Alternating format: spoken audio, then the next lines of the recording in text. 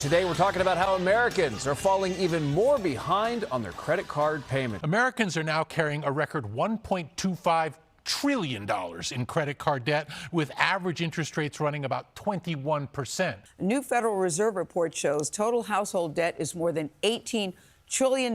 You heard me right with a T. That's the equivalent to nearly half of the size of the U.S. economy. Prices are going up. If you use the money on hand to pay down your mortgage and something happens later, what are you going to do? That tiny minimum payment on your credit card statement could be costing you thousands of dollars. And most people never realize it. This is Fiscal Forge. Every month, millions of people receive the same message. A credit card statement arrives. There's a balance. There's an interest charge. And there's a minimum payment. For many people, that minimum payment feels like a safety net, a way to stay current, a way to avoid penalties, a way to keep debt under control. And technically, it does all of those things. But what most people don't realize is that the minimum payment may also be one of the most expensive numbers on the entire statement. Because while it keeps your account active, it often does very little to eliminate your debt. In fact, some borrowers can spend years making payments while barely reducing what they owe. The question is why? Why would a system be designed this way? And why does the minimum payment exist in the first place? To answer that, we need to understand one of the most profitable business models in modern banking. At first glance, minimum payments seem consumer-friendly. They provide flexibility. They prevent immediate default. They allow borrowers to manage temporary financial challenges. And all of those benefits are real. But minimum payments also serve another purpose. They keep accounts active. Credit card companies understand that not every customer can pay their balance in full each month. If full repayment were required immediately, many consumers would struggle. Minimum payments solve that problem. By allowing balances to remain outstanding, borrowers can continue using credit. From the consumer's perspective, this creates flexibility. From the bank's perspective, it creates continuity. The relationship continues. The account remains open, and interest continues accumulating on unpaid balances. This doesn't mean minimum payments were created as a trap, but it does mean they align remarkably well with the economics of consumer lending. Today, we're talking about how Americans are falling even more behind on their credit card payments. It's not a good sign, Lance. Now, U.S. consumers, as we've been reporting for weeks now, are grappling with some of the highest prices in years. And as we've also been reporting, they've been running up hefty credit card bills just to put food on the table, cover their utility bills, essentials.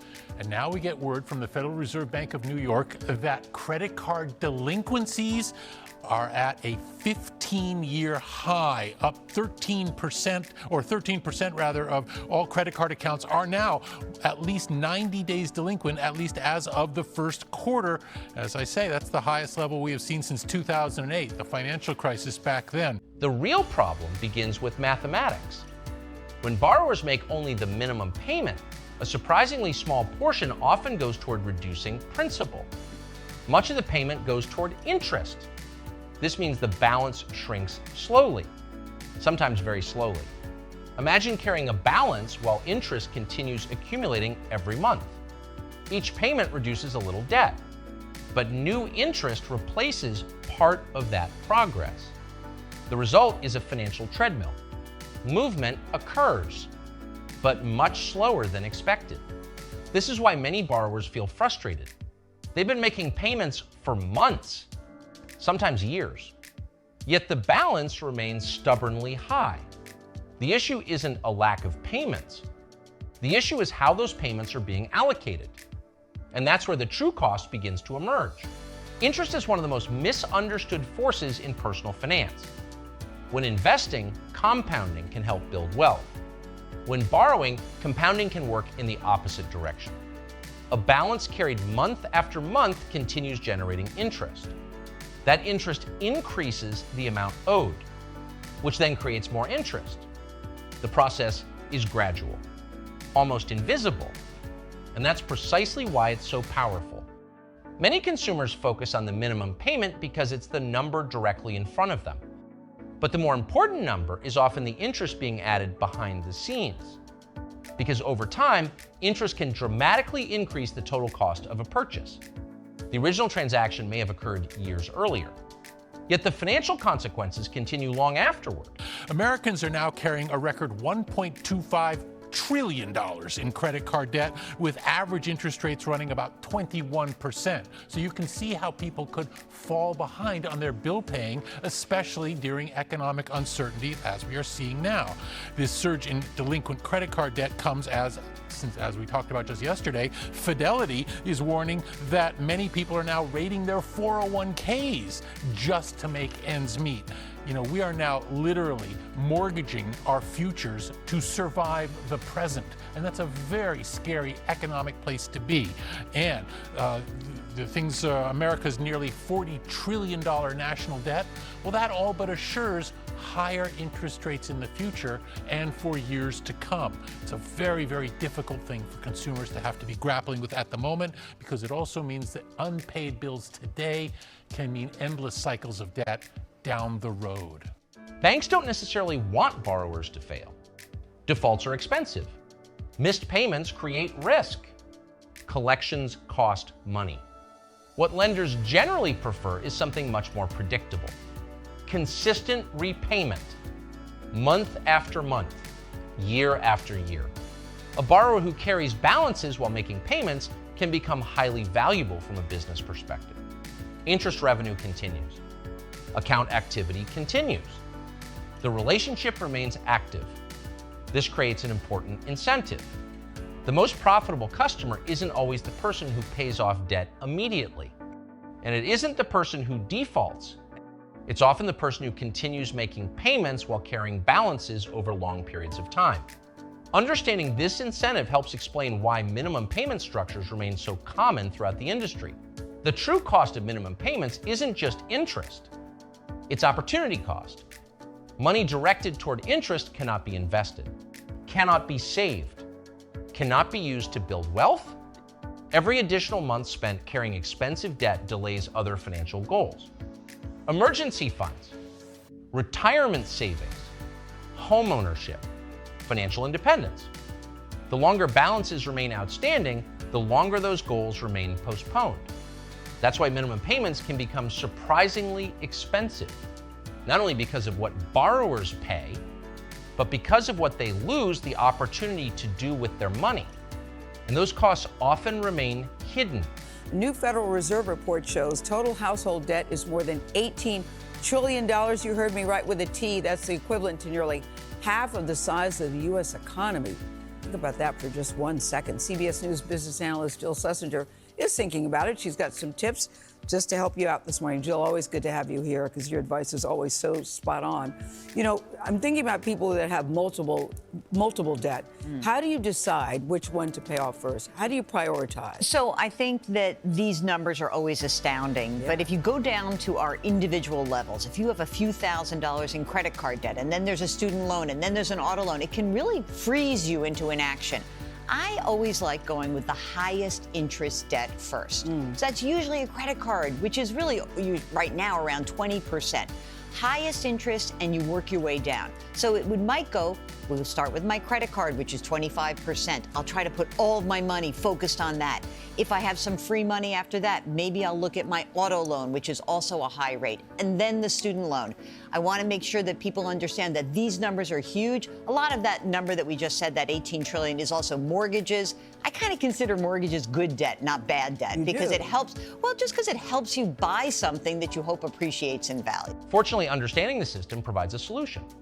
The goal isn't avoiding credit cards entirely. The goal is understanding how repayment works. Paying more than the minimum reduces balances faster, reduces interest costs, and shortens repayment timelines. Even relatively small additional payments can create meaningful differences over time. Many financially successful consumers focus on eliminating high interest debt aggressively. Not because debt is evil, but because high interest debt competes directly with wealth building. Every dollar saved in interest becomes a dollar available for future goals.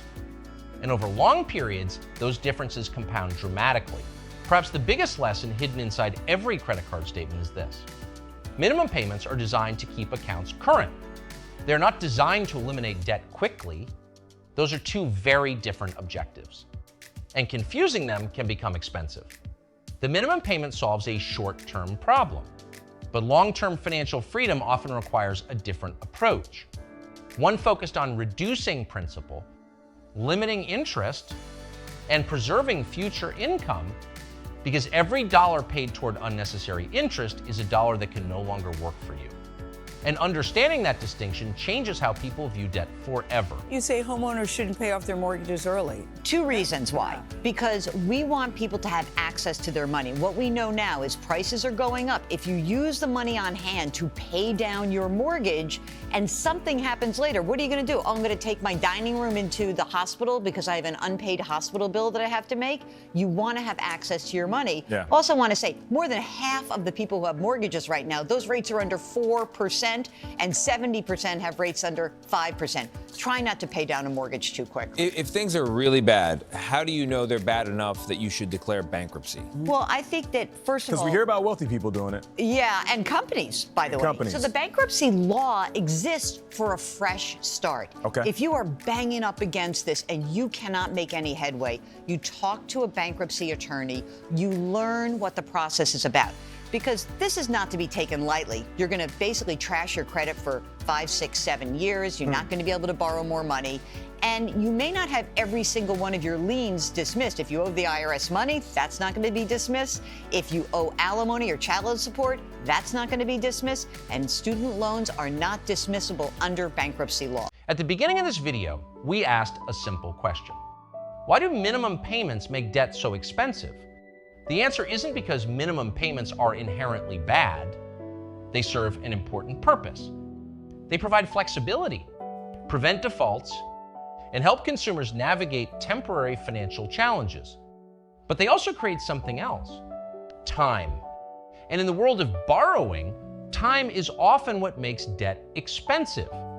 Because the longer balances survive, the more opportunities interest has to accumulate. The more revenue lenders earn, and the more future income gets redirected away from wealth building. That's why the smallest number on the statement may sometimes be the most expensive. Not because of what it costs today, but because of what it can cost over time. Also, just one other thing about credit cards. Please call these companies and ask for some relief, especially if you're a government worker, you've just gotten laid off. Communicate They'll work with with them. You don't ask, you don't get. Closed mouths don't get fed. Exactly right. If you enjoyed this breakdown, subscribe to Finance Decoded. Every week, we uncover the hidden systems behind banking, debt, credit cards, investing, and personal finance. Because the biggest financial stories aren't always found in headlines. Sometimes they're hiding inside the documents millions of people glance at for only a few seconds each month. And understanding those hidden details today could save you thousands of dollars tomorrow.